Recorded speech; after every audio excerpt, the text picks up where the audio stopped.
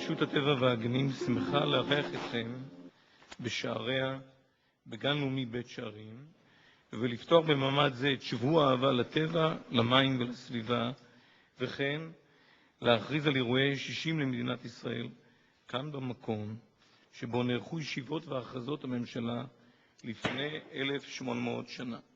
כאן, במקום הזה, במערות הקבורה, נמצאו עשרות מנורות בעלות 7 קנים. בחרנו לפתוח היום בטקס הסרת עלות מעל מנורת 7 הקנים, שהינה סמל המדינה.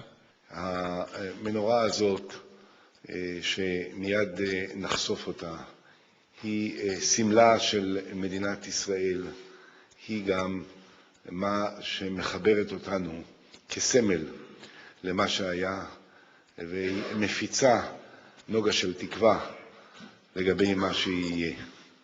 על שבוע האהבה לטבע ועל הפרויקטים שלנו נדבר בישיבת ממשלה, כאן במקום הזה שמעורר התרגשות עמוקה.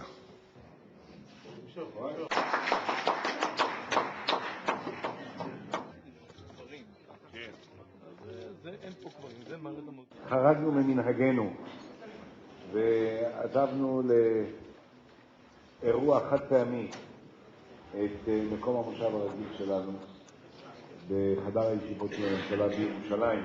תושבי מדינת ישראל רוצים לטייל ולבלות במקומות היפים ובנופים המקסימים שמאפיינים את מדינת ישראל.